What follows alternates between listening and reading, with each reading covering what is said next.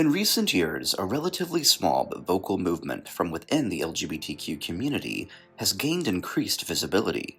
A movement that argues for the exclusion of trans, queer, and non binary people from what they claim should be a more narrowly defined LGB only space. Proponents of this so-called LGB-only movement claim that gender identity and sexual orientation are fundamentally separate issues, and that aligning with trans rights dilutes and even endangers lesbian, gay, and bisexual equality. But here's the thing.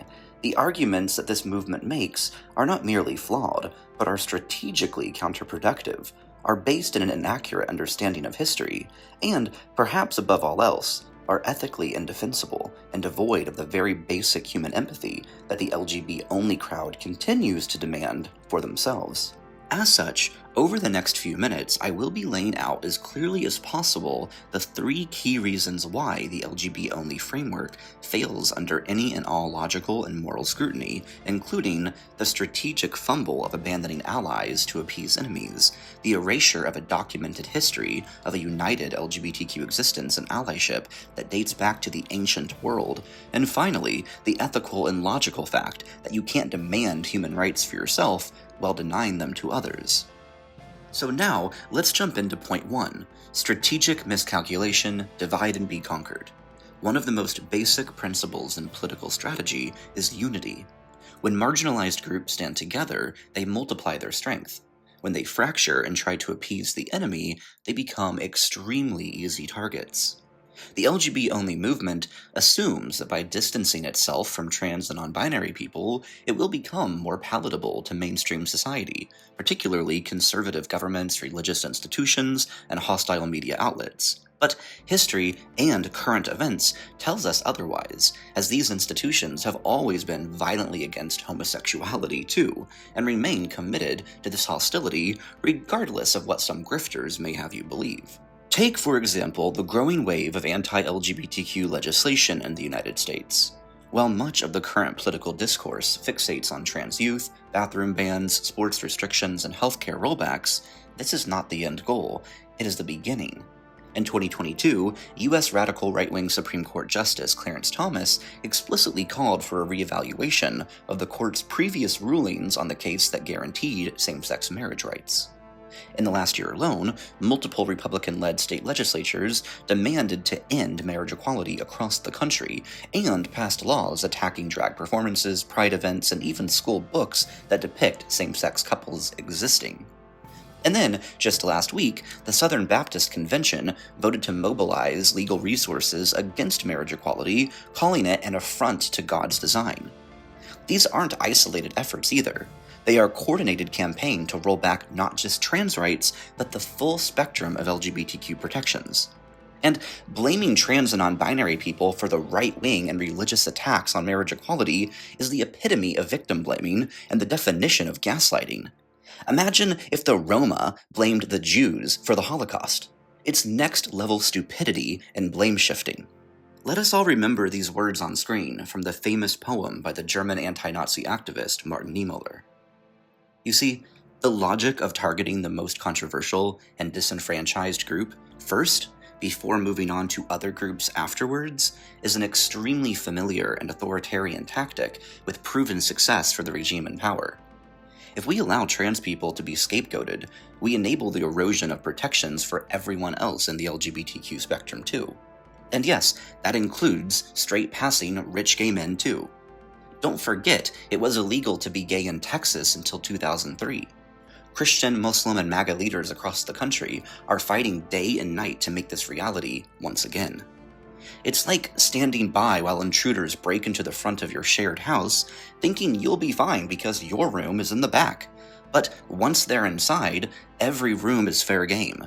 Division doesn't keep you safe, it just makes it easier for harm to reach you next. And for any truly self-obsessed and narcissistic LGB-only person watching this, it's wise for you to realize that the religious right will never accept you, no matter how much you try to conform, and that standing with trans and non-binary individuals is an act of self-preservation, not charity. Now let's move on to point 2, historical revisionism. Another argument used by some in the LGB-only movement is that trans and non-binary people are somehow a modern trend, and that sexual orientation and gender identity have never been included in the same community. But this claim doesn't stand up to an examination of history. Not only have trans and gender diverse people always existed in every human society and culture, but they have also been integral to queer spaces dating back to ancient Greece, Egypt, Mesopotamia, India, and indigenous cultures around the globe even older, just to name a few. Let's look at a few concrete examples of the hundreds I could pick from. Molly houses in 18th century England were clandestine clubs where gay men and gender nonconforming individuals, often called mollies, gathered. Historical records describe mollies who dressed and lived as women, engaged in same-sex relationships, and even performed unofficial marriages and birth rituals. These were not segregated communities, they were shared spaces for both sexuality and gender variance. Homosexuals, trans people, and others outside of the cisgender heteronormative society all found strength in community and shared spaces. These so-called molly houses included taverns, coffee houses, and even private rooms where everyone was free to express their gender and sexuality without fear. I will note that almost every European country at this time had their own terms for similar queer spaces, and yes, this was more than 300 years ago. Dating back thousands of years in Indian Hindu culture, the Hijra, recognized as a third gender, often served as spiritual guides, sex workers, and performers, existing in roles that deeply intertwined both gender and sexuality.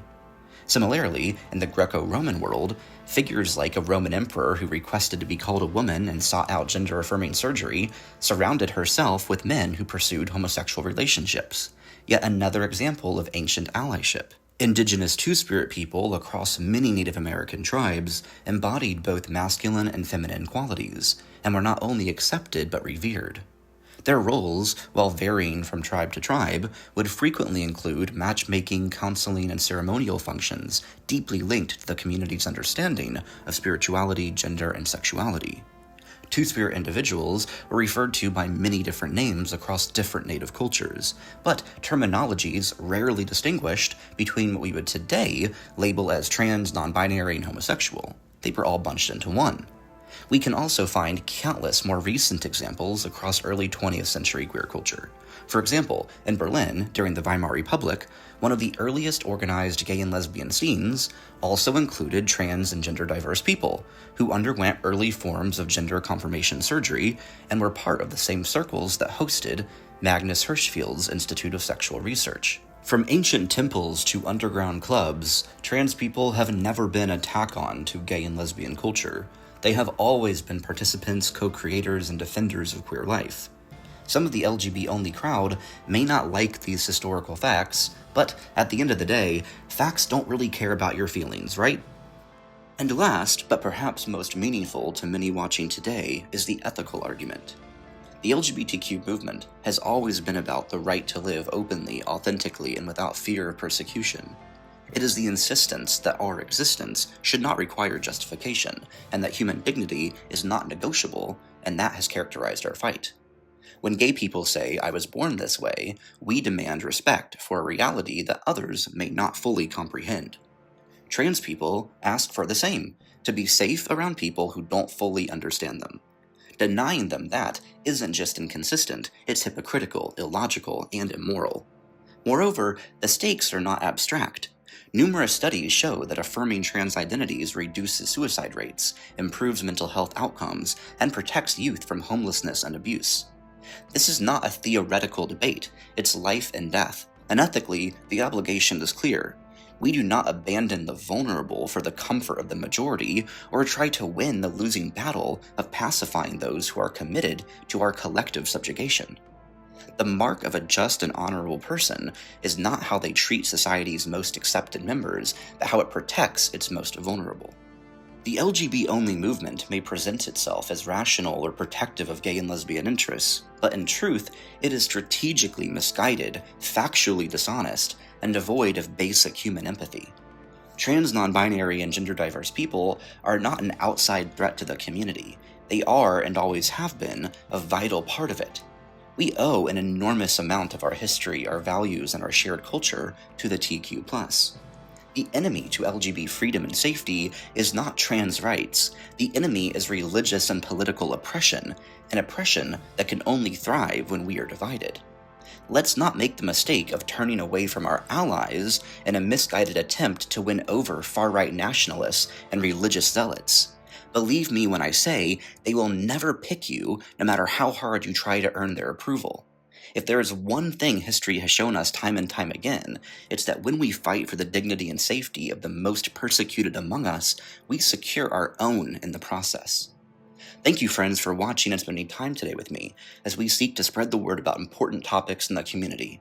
For those interested, you are more than welcome to stay around and join our increasingly powerful kingdom here on YouTube as we fight for our future. Until next time, QK out.